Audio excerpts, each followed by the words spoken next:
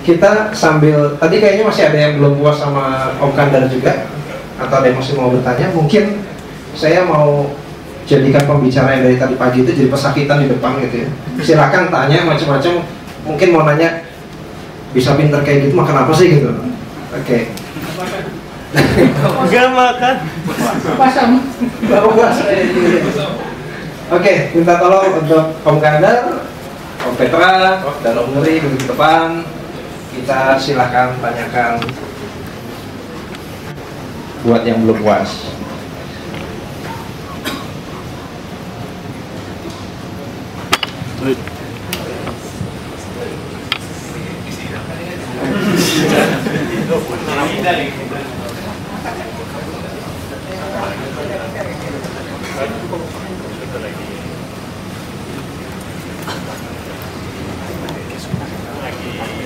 Oke, siapa yang berani bertanya? Oh iya, ini dulu. Assalamualaikum warahmatullahi wabarakatuh. Nama saya Solehudin. Saya ingin bertanya, tadi kan dibahas tentang stress test ya, kalau Apache pakai Apache benchmark. Cuman saya yang ingin tahu itu gimana caranya kita ngukur time execution web page. Time execution ini gimana? Itu kan kalau kita ngakses dari satu provider bisa, oh cepat banget. Tapi yang lainnya, oh lambat. Tergantung spek itunya juga kan. Itu. Terus yang kedua, biasanya kan tiap database atau web server itu punya minimum requirement. Jadi dilebihin nggak sih dari minimum requirement itu? Apakah kalau misalnya contohnya misalnya MySQL dia bisa jalan di RAM sekian gitu kan? Tapi ternyata dari performance yang ada itu ternyata konsumsinya lebih tinggi gitu. Itu gimana kita cara menghitungnya, kalkulasinya? Misalnya ini web ini diakses oleh 100 user, itu gambaran umumnya seperti apa gitu. Oke, pertanyaan saya seperti itu. Assalamualaikum warahmatullahi wabarakatuh. Ditujukan ke siapa nih? Ke semuanya? Ke Mas Kandar. Oke, langsung ya. Pertama tadi menghitung time execution ya, dan untuk benchmark. Sebenarnya kan yang kita mau lihat tuh benchmarknya ada banyak hal gitu ya. Pertama, benchmark dari time execution aplikasi kita itu sendiri. Jadi kita belum mempedulikan akses user gitu. Jadi benar-benar kita hitung murni eksekusi time kita berapa cepat itu dari akses dari lokal. Itu udah kita harus hitung. Dan nanti memang pada saatnya jika kita sudah puas dengan benchmark dengan apa yang udah kita kerjakan di lokal, itu kita harus juga mengukur dari sisi user di daerah yang banyak tempat gitu ya. Nah, tools kita untuk mengukur seberapa cepat suatu halaman dieksekusi dari sudut pandang user, dalam hal ini browser, itu kita pakai Wiselo yang versi server. Wiselo kan ada yang plugin di browser gitu ya. Nah, Wiselo juga ada versi server, jadi dia meng-capture apa yang browser rasakan ketika user gunakan, dan dia menghitung setiap waktunya. Nah, toolsnya itu kita pakai Wiselo versi servernya gitu sih. Itu pertama. Kedua, minimum requirement spec gitu ya. Nah, yang pasti untuk mendapatkan performa terbaik, memang untuk kita harus pakai spek yang paling tinggi gitu ya. Itu pasti common gitu ya. Tapi itu nggak jaminan. Ada salah satu layanan kita gitu ya, itu untuk server, untuk database gitu, itu pakai sampai saat ini itu mesin adalah mesin yang spek tertinggi gitu ya, dan mesinnya harganya paling mahal gitu. Tapi itu di situ diinstal MySQL, satu aja MySQL gitu. Tapi karena memang nggak optimize, ya segitu gedenya pun masih belum cukup. Jadi prinsipnya bukan masalah gedenya sih sebenarnya, tapi bagaimana kita mampu mengelola resource yang ada itu secara optimal. Sekarang beda kasus kalau kita misalnya pakai AWS gitu ya, kita bikin satu instance yang kecil. Nah, kalau memang kita udah optimize, kita tetap bisa jalan di instance yang speknya nggak terlalu besar. Dengan justru saya sih lebih percaya lebih baik kecil-kecil tapi banyak daripada satu tapi gede gitu, karena susah hal yang kayak gitu untuk di scale up, susah. Sebaliknya kalau kita punya kita bisa bikin aplikasi kita itu jalan di instansi yang ringan, tapi di banyak hal kita akan mudah untuk nambahin.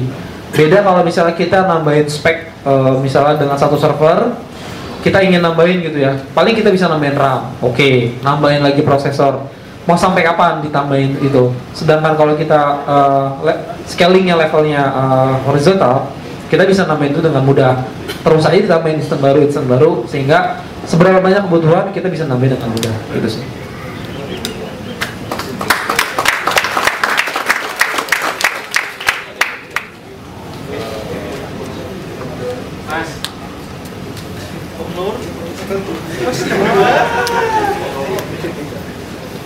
Mohon maaf, ada gangguan dikit. Oke, yang tadi mau bertanya tadi di belakang. Assalamualaikum warahmatullahi wabarakatuh. Nama saya Henry. Ya, ingin nanya ke Mas Skandar ya. Mas Skandar itu tadi kan ngebahas ada search tool ya. Ada Solar sama Elasticsearch gitu. Kebetulan emang juga lagi nyoba-nyoba gitu. Mungkin sesepuhnya yang lebih tahu antara Solar sama Elasticsearch atau Spring Search itu. Saya lagi compare mana yang kira-kira bagus gitu untuk digunakan. Paling itu. Terus satu lagi untuk yang tadi ide Mas Ruri. Kemarin itu aku udah nyoba pada saat launching itu kan kita create new bukan create new project tapi existing project gitu kan. Itu juga udah udah sempat report bug. Itu dialog create projectnya itu nggak nge-close gitu. Itu sampai versi sekarang udah update, udah oke. Oh, udah oke sih. Maksudnya saya juga pengen gunain gitu. Soalnya kemarin itu nggak bisa dipakai karena itu. Makasih.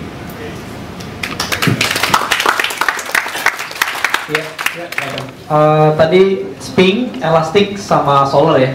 Nah, saya pribadi pertama kali nyoba search tool itu mulai dari Spring.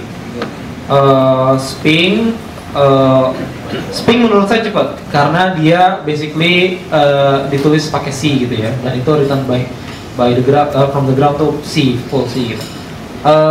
Itu cepat, tapi menurut saya pribadi kurang fleksibel pada saat itu. Saya nyoba Spring yang agak lama. Belakangan sih saya lihat Spring udah juga nyediain API yang bisa di push JSON atau XML. Pada saat itu saya ngeliat Spring kurang fleksibel untuk penambahan data karena waktu itu pertama dia support MySQL dan Postgre, dan sedangkan pada saat itu saya sudah menggunakan MongoDB. Saya waktu itu nyari cara gimana Spring bisa nge-collect data dari MongoDB, itu masih belum ketemu. Ada pakai pipe atau apa saya lupa, tapi itu kurang fleksibel. Makanya pada saat itu saya pindah ke Solar. Nah, Solar itu secara API itu lebih fleksibel karena dia bisa menerima API via JSON, XML, dan ya dua hal itu. Sehingga dengan struktur yang sudah kita tentukan kan, misalnya kita punya tabel user misalnya, ID user, nama, email, password misalnya gitu ya. Nah, itu Solar mudah untuk upgrade data, nambah data, indexing segala macam. Secara scalability dia relatif mudah, maksudnya dia udah punya tools kayak Zookeeper segala macam, sehingga memudahkan kita untuk extend atau untuk beberapa instance gitu ya. Tapi pada saat itu ketika saya menggunakan Solar, saya punya kebutuhan lain, yaitu saya ingin dokumen yang saya indeks di search engine itu fleksibel. Let's say misalnya tabel user tadi ya, tabel user ada ID, nama, email, password. Nah, itu kan kalau database-nya relasional, SQL, Postgre gitu, semuanya sudah terdefinisikan, skemanya sudah jelas. Sedangkan kita justru kebanyakan pakai database yang schemaless, model MongoDB gitu. Kadang hari ini ada record yang ada ID, nama, email, password, besoknya ada ID, nama, alamat, terus gitu, skemanya jadi nggak jelas. Nah, saya butuh data search engine yang juga bisa fleksibel seperti itu. Solar nggak bisa untuk kayak gitu, karena semua harus didefinisikan di konfigurasi XML-nya. Fieldnya ini, namanya ini, oke, masuk gitu ya. Nah, untuk mengatasi itu, saya pindah ke Elastic, karena Elastic fleksibel itu. kalau tahu skemanya MongoDB, dia mirip persis skemanya MongoDB sampai ada subdokumen segala, dan itu bisa jadi apapun itu JSON-nya ya, dilempar aja ke situ, itu pasti udah diindeks sama dia. Nah, dari sisi scalability, kalau tadi saya bilang Solr itu relatif mudah, si Elastic itu jauh lebih mudah. Dia nggak perlu Zookeeper segala macam. Ketika kita jalanin satu instansi Elastic gitu ya, bahkan untuk jalanin aja kita tinggal download, jalanin, jalan gitu ya. Nah, untuk menambahkan misalnya kita butuh satu server lagi ya untuk load balancing segala macam, tinggal jalankan satu instance lagi, dia akan otomatis connect. Semua data akan teraplikasi. Itu semudah itu. Makanya sampai terakhir ini ya akhirnya saya memutuskan untuk pakai Elastic gitu. Kayak gitu. Ya, Sami. Ya, kebetulan mau nambahinnya saya juga pakai Elasticsearch dan masalahnya sama juga. Dan Elasticsearch itu juga dia horizontal sekalinya lebih gampang kan, karena dia sistemnya tuh sistemnya sharp gitu. Jadi sama sekali enggak. Dan dia enaknya juga dia langsung ada support buat EC2. EC2 tuh buat yang kalian pakai Amazon. Jadi begitu install, kita tinggal nyalain instance-nya, udah langsung di startup sendiri, langsung nyambung sendiri gitu. Jadi saya juga meskipun saya pakai MySQL juga, saya juga skemanya juga saya main-mainin, karena kan banyak yang hasil join segala macam. Jadi itu kan bentuknya yang skemales, dan enaknya juga subdokumennya juga bisa kayak ada scoring segala macam gitu. Elasticsearch itu lumayan enak lah dipakai.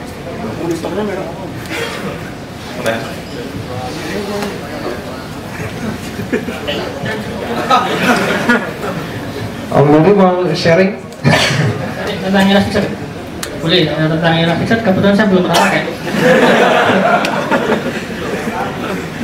Oke, ada yang mau bertanya lagi mungkin?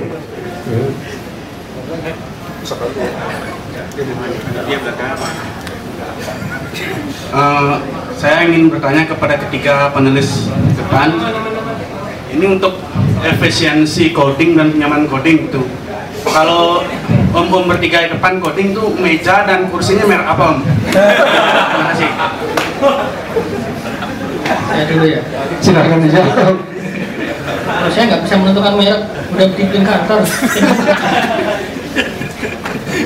Sama sih, apa yang dikasih kantor pakai aja. Tapi sih biasanya karena di Detik itu sifatnya informal, jadi kalau mungkin ada kapan-kapan jangan serius om, orangnya dengan teman, biasanya sih kode itu pada ngampar gitu ya, jadi nggak selalu di meja, di sofa, di bawah gitu-gitu, santai aja, jadi di mana-mana bisa, bahkan di toilet juga gitu. Ya, saya sama aja sih kayak Om Adam. Jadi kalau mau itu kadang-kadang kayak di pojokan nyender dinding terus sambil pangku laptop. Meskipun kayak kursinya dibikin enak, tetap aja enak aja. nggak enak. Nggak tau, enak aja sih dinding itu kan dingin. Oh gitu. Oh Bandung udah dingin banget. Oke, penanya berikutnya. Jadi nanya?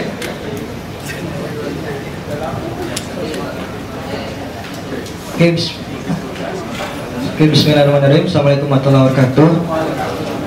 Perkenalkan, nama saya Sofyan dari Karawang. Saya mau tanya ke Om Nuri. Yang pasti kan ketika pembuatan kayak aksi D itu pasti ada dalam prosesnya. Nah, itu prosesnya kan yang tadi udah disebutkan sekitar 4 tahun ya Pak? Sekitar 4 tahun. Nah, saya yang mau tahu itu yang saya mau ketahui kendala-kendalanya, ataupun kalau bisa metodologi penelitian yang seperti apa yang digunakan Pak? Atau kendala-kendala ketika pembuatannya itu seperti apa Pak? Pasti ada kendalanya kan. Terima kasih Pak. Sama-sama. Apa ya? Sebenarnya mahal lebih dari 4 tahun kalau mengikuti webnya Kios masa lalu, udah lebih jauh dari itu. Kalau metodologi penelitiannya saya nggak pakai metode apapun. Begitu saya di jalan lagi mikir kerjain apa, naik motor gitu kan, langsung di rumah action. Karena bukan background saya akademisnya di komputer, saya bukan orang komputer tapi orang lapangan, tukang-tukang nyapit-nyapit rumput gitu kan. Dan mulai ngemukain. Jadi nggak ada sih, kalau kendala pasti kebentur. Sesuatu hal script ini kan aplikasinya saya pakai Lazarus, keluarga Pascal. Saya dulu pakainya Delphi. Begitu di Lazarus kadang sesuatu benturan nggak ada yang mendokumentasikan, tidak ada informasinya. Searching di Google, searching di Yahoo, googling di Yahoo ya nggak ada. Nggak nemu, akhirnya buntu, akhirnya suatu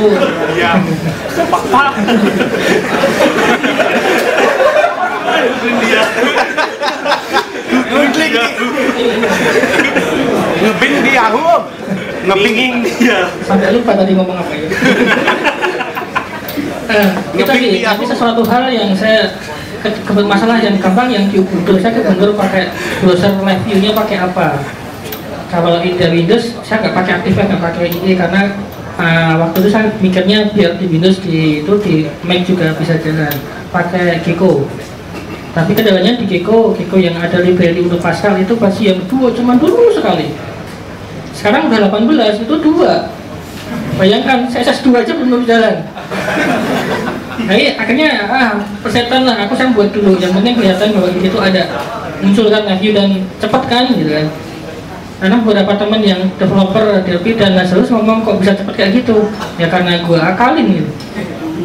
Sebenarnya aplikasi itu udah jalan dulu di belakang. Begitu udah muncul langsung ditempelin plug. Baru tahu ya kalau diakalin. Wah, kadalin saya ini. Kelihatannya nggak kerasa proses itu karena saya menghindari proses loading itu kan di kepala orang kelihatan gambar jam pasir berjalan itu kan, walaupun udah jalan-jalan tapi merasa boring kan. Saya berjalan di belakang, begitu udah jadi langsung di depan. Untuk kemudian kendala sekarang ada kendala nih mas, kalau bisa saya minta tolong bantuannya. Saya nggak punya Apple nih mas.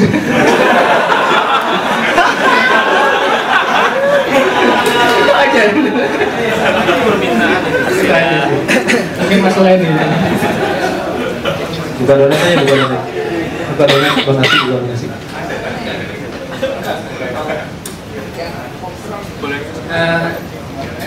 Dari dulu semenjak masih kios masih ada berkibar benderanya, nggak pernah saya pasang nomor donasi sekian. Kalau suka mau dong. Bagi-bagi dong gitu loh. Kalau donasi sekian nggak pernah nyantumin di web saya sampai sekarang. Semoga masih, alhamdulillah masih ada rezeki.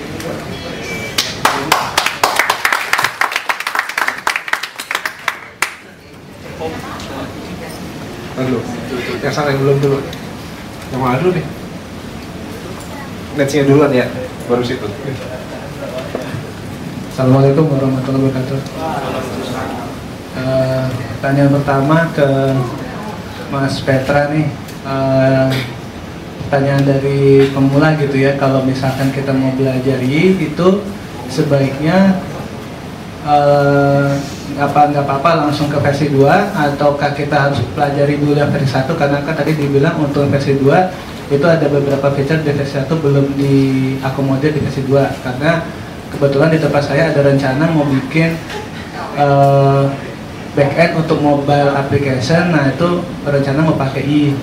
Kemudian untuk Mas Kandar, ini juga dari pemula nih Mas, saya kebetulan belum sampai ke tingkat banyak main di optimize ya, karena belum nge-handle untuk yang loadnya terlalu tinggi gitu ya. Cuman mungkin untuk sekedar tahu kalau misalkan untuk tadi kan kita tidak bisa sekaligus ya untuk optimize, harus bertahap. Nah mungkin dari segi aplikasi atau dari segi kode itu misalkan apa dulu sebaiknya yang kita lakukan, apakah dari minimize variabelnya ataukah kita cek query, misalkan kalau ada looping SQL di dalamnya itu kita hindarin. Nah kemudian untuk yang server juga gitu, apakah dari segi main case-nya dulu atau dari apanya nanti mungkin misalkan kalau kita tes main case oke, baru berikutnya ke tahap apa lagi gitu. Nah kemudian untuk Om Duri ini tadi feature-nya belum tambahin 1 Om, itu kelebihan satu lagi dia portable. Nah itu ide yang lainnya itu kayaknya belum ada yang bikin portable. Saya udah mulai beralih ke ASI ide ini, udah seminggu pakai. Gitu aja. Assalamualaikum warahmatullahi wabarakatuh.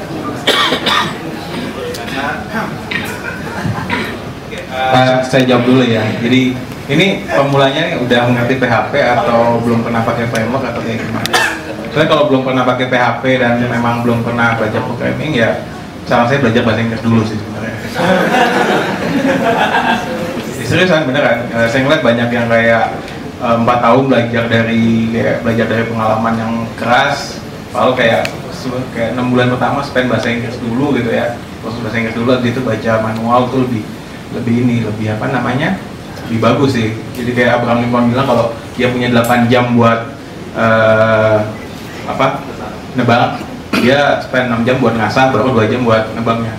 Oke, kemudian kalau masalah I-nya ya, buat yang baru belajar PHP saya tuh nggak pernah nyaranin buat langsung I, karena I itu meskipun dari tutorial nya kelihatan gampang banget, tapi belakangnya tuh sebenarnya susah gitu. Jadi karena sama itu dia desain patternnya tuh lumayan lumayan banyak kompleks gitu. Jadi kayak ada singleton yang aplikasinya itu singleton, kemudian juga ada ini factory pattern, kemudian juga ada yang namanya listener di event sama behavior segala macam. Jadi kalau kamu kayak baca dalam-dalamnya tuh jadi tersesat gitu, benar-benar tersesat. Jadi saya tuh nggak pernah nyaranin orang yang baru belajar PHP itu langsung nyoba framework, malah coba dulu aja udah bikin function segala macam kelas gitu. Cuman kemudian dia coba pakai framework yang gampang-gampang dulu kayak CI itu lebih gampang dipelajarin, baru I itu karena emang lumayan ini sih, lumayan berat sih memang. Dan kalau untuk I2 atau I1 ya, kalaupun nggak mau maksain mau pakai I buat production, again saya bilang I2 itu belum ada milestone-nya dia bakal dirilis resmi kapan, belum ada. Tapi developernya udah janji bahwa I1 tuh bakal disupport sampai tahun 2015. Sama kayak ini Ubuntu LTS kan, yang Ubuntu LTS yang terakhir kan yang 12.04 itu kan LTS kan, itu disupport sampai 4 tahun sampai 2009 ya segitulah. Jadi ya pakai I1 tuh nggak apa-apa sih, karena dia supportnya masih 2015 gitu ya, unless ya kalau proyeknya cuma 3 bulan ya udah pakai I1 aja, ngapain pakai I2. Tapi kalau proyeknya lama, nah ya dia mulai ini aja, coba sih converge ke I2 gitu. Karena dia udah dipikirin juga sih sama developernya. Jadi banyak omongan di diskusinya gimana sih dia nantinya migrasi I1 ke I2 tuh gampang. Ya, yang penting asal codingnya konsisten. Migrasi itu bisa jadi masalah cuman find and replace doang akhirnya. Tapi kalau codingnya nggak konsisten ya, yang namanya ini, jadi saya selalu bilang kayak ke programmer tuh ya, coding itu harus disiplin sih memang. Jawab nggak? Atau kurang? Mempelajari PHP itu sebenarnya awalnya tuh dari web programming. Jadi basic saya waktu kuliah tuh desktop programming. Nah, ada beberapa kendala-kendala, tadi sudah agak konsultasi sama Spetra. Mungkin kalau sekarang lebih fokus kepada optimasi dan ide tadi yang mungkin sebelum saya jelaskan, kalau basic saya di PHP masih sangat minim. Saya pernah coba beli buku PHP, belajar otodidak. Codingnya sekopi, saya praktek, saya tidak ubah apapun, saya jalankan error. Nah, di sini optimasinya situ saya sudah dapat sih jawabannya, cuma muncul pertanyaan. Tadi Mas Kandar bilang dalam salah satu optimalisasi itu adalah upgrade performance. Artinya kita selalu menginstal PHP terbaru.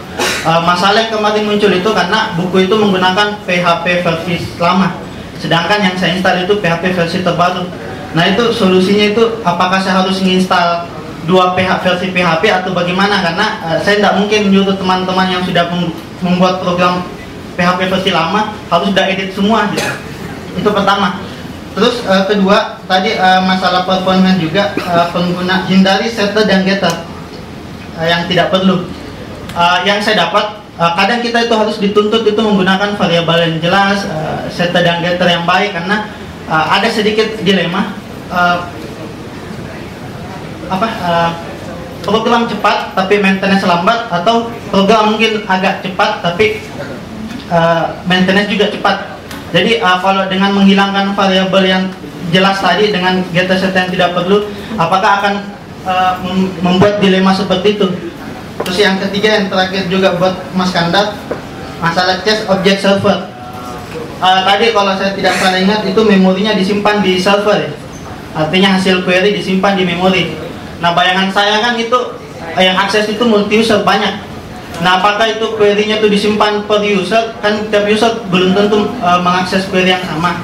Apakah itu simpan beda-beda per user atau bagaimana? Gimana kira-kira dengan efisiensi memorinya? Nah, itu mungkin untuk Mas Kandar, untuk Mas Luri tadi saya sangat tertarik dengan idenya. Tapi ada kalau saya menggunakan idea itu ada beberapa standar-standar yang ingin saya harus ada gitu. Yang pertama highlight syntax atau complete, dan saya itu sudah ada. Terus saya tadi sempat tanyakan insert snippet, dan tadi Mas Luri tadi sempat bilang ada.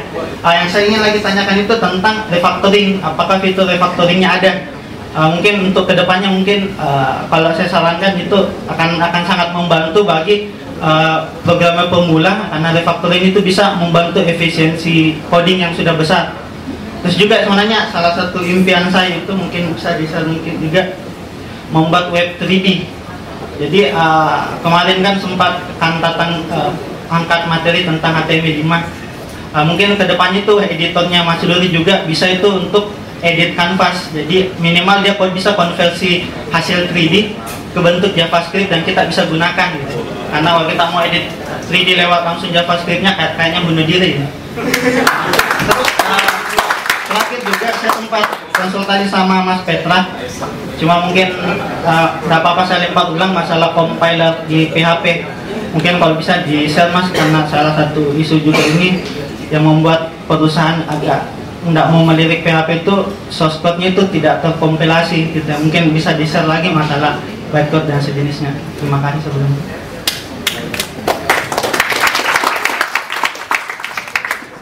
Dulu ya, karena yang paling pendek. Terima kasih masukannya. Kalau refactoring memang itu mengefisiensikan si programmer, tapi tidak membuat saya efisien.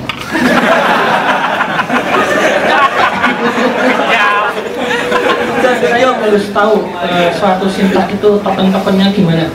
Ya kan ada token string di mana, nggak gampang di Lazarus Pascal itu, karena library buat token ke PHP belum ada, dan untuk membuat sendiri kayaknya nggak deh. Mending main sama anak aja. Ya insya Allah ntar kalau ada tim yang sama itu ngepakai, sementara saya belum refactoringnya. Kalau buat ada elemennya mungkin akan ada. Oh iya.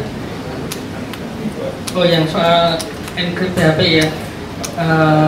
Mengenkripkan PHP sangat mungkin sekali, tidak selamanya PHP kelihatan source-nya, tapi bisa pakai Yoncook, itu bisa kita belinya studionya itu sekian ratus dolar, saya nggak hafal, tapi bisa per file.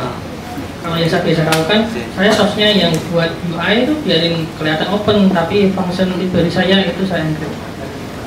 Per file-nya cuma 0,5 dolar. Murah kan? Itu ya. Oke, tadi ada 3 pertanyaan ya. Pertama adalah backdated support, backdated compatibility di PHP versionnya. Yang kedua adalah dilema antara kode yang efisien atau kode yang terdokumentasi dengan baik. Yang terakhir adalah bagaimana data itu disimpan di dalam memori di object server itu. Yang pertama dulu deh. Iya, ini memang dilema antara mana duluan telur atau ayam gitu ya. Nah sekarang saya sih balikin lagi, lebih butuh yang mana gitu. Lebih butuh yang cepatkah, yang itu artinya memang kalau terpasang install 2 PHP ya install 2 PHP. Misalnya itu karena misalnya harus kliennya harus ngejar-ngejar dan ini harus sudah tayang lusa gitu. Ya pragmatis aja, pilih yang mana lebih cepat dulu. Tapi itu kan jadi nggak solusi jangka panjang kan gitu. Sebisa mungkin pilih solusi yang kita kerjain sekali tapi udah kita habis itu kita leha-leha gitu, yang artinya perbaiki kodenya. Jadi cara berpikirnya gitu sih, pragmatis aja, mana yang lebih butuh dulu. Tapi yang pasti ketika kita milih untuk memperbaiki kodenya yang support ke PHP ke depan, itu artinya kan kita memperbaiki nggak hanya satu masalah gitu, tapi masalah yang ke depannya juga. Bagaimana nanti kalau si klien minta versi PHP-nya upgrade, bagaimana nanti kalau ada library yang hanya membutuhkan versi PHP yang lebih tinggi gitu kan. Jadi dengan kita memperbaiki kodenya kita solving lebih banyak hal gitu. Itu satu. Kedua tentang dokumentasi atau efisiensi. Ya memang itu memang jadi buah si malakama gitu. Kodenya jadi kelihatan simpel-simpel gitu, berantakan, tapi secara komputasi itu lebih efisien. atau secara manusia yang membaca itu lebih sederhana tapi terlalu banyak hal. Ya pertama kita kerja dalam tim, itu dulu deh. Kita kerja dalam tim berarti ada hal-hal yang kita harus sepakatin gitu kan.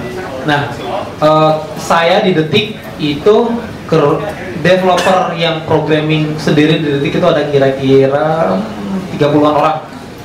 Kita ada 30-an orang. Kita pasti harus komunikasi. Kita harus ngobrol, punya kesepakatan, punya aturan tak tertulis gitu ya dalam coding kayak apa. Dan yang pasti itu harus ada dokumentasi. Semua terdokumentasi. Selain dokumentasi kodenya, kita jelaskan setiap dokumentasi kan nggak dihitung sebagai code-nya itu sendiri kan. Mau sedokumentasi, mau cerita, mau puisi pun bebas aja gitu. Yang penting dokumentasinya jelas. Itu aja dulu. Nah dari situ kita di sana versioning pakai Git. Kita internal house Git. Jadi semua proses deploying dari mulai development apapun perubahannya kita pasti kita record di Git. Dari Git itu nanti di deploy ke production pun lewat Git gitu. Jadi semuanya by default track record, ke track gitu perubahan apapun sehingga dari situ dokumentasinya jadi lumayan ngebantu selain dokumentasi yang udah kita buat tadi itu. Dan terakhir bagaimana memori itu objek itu disimpan ke dalam memori.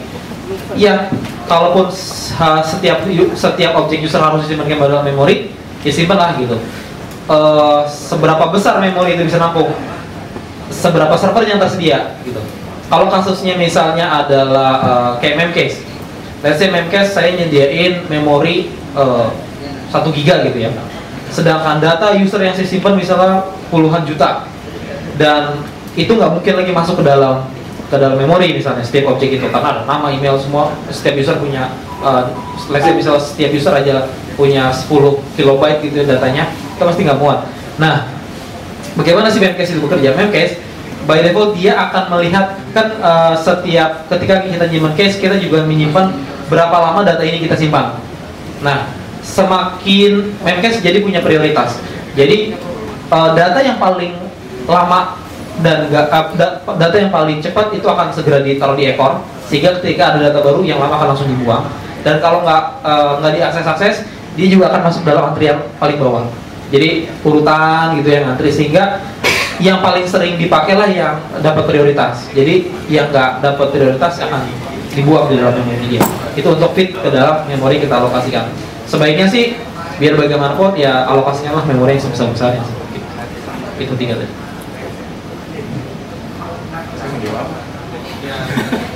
Oke, habis kayaknya ya? Habis.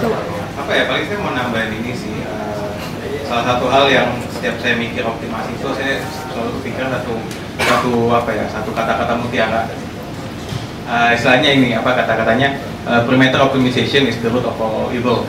Jadi kalau kita mau modi gitu kan, mau bikin fitur, kita jangan langsung mikir kayak aduh ini harus kayak gini, harus kayak optimasinya sampai menjelimet gitu. Kita pikir aja kita punya road plan, dan road plan itu kita udah bagi ke dalam responsibility maksudnya kayak kalau kelas, kalau modul gitu ya. Dan itu masalah optimasi ya udah optimasi misalnya bagian let's say database-nya bagian ini query-nya lama, udah kita optimasinya bagian yang nge-query itu gitu. Jadi bagian layer depannya nggak usah gitu. Jadi nggak usah langsung kayak nggak usah langsung optimasi yang sering menjelimet, cuman siapin aja sih, jadi kayak bagi kodenya itu ke dalam resolusi. Jadi ya udah itu sih sebenarnya.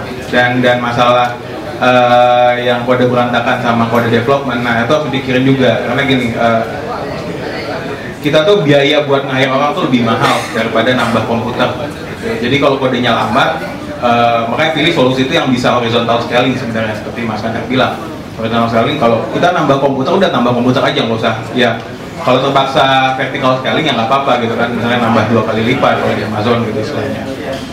Tapi yang paling susah adalah nambah orang kan. Jadi sebisa mungkin kalau misalnya kode kita udah berantakan tapi optimize, nambah orang baru tuh kayak repot kan, akhirnya dia harus baca lagi gitu, dokumentasi lagi gitu. Jadi kalau bisa ya di awal dipikirin aja gitu, jangan langsung fiturnya aja belum jadi udah menjadi mikir aduh optimasi pakai apa gitu. Saya sering ketemu teman-teman yang kayak gitu, akhirnya produknya nggak jadi gitu, karena dia kayak kadung belajar teknik yang aneh-aneh gitu ya. Cuman belum tentu kepake. Jadi ya seperti Mas Kandar bilang ya, optimasi itu pelan-pelan gitu, pelan-pelan. As long as we keep that in mind dan kita masukin ke dalam list bucket kita, I think it should be fine. Oke, applause sekali lagi buat panel kita. Buat yang merasa belum puas atau pertanyaan yang belum terungkapkan, ya tolong diungkapkan di luar saja. Oke, kita sudah hampir waktu berbuka puasa, jadi terima kasih sudah hadir pada event di PHP. Ikuti lagi event-event berikutnya nanti minggu depan ada di IBM, silakan registrasi dan tetap semangat aktif di grup kita bersama. Oke, terima kasih. Assalamualaikum warahmatullahi wabarakatuh. Silakan ada sedikit berbuka puasa di luar.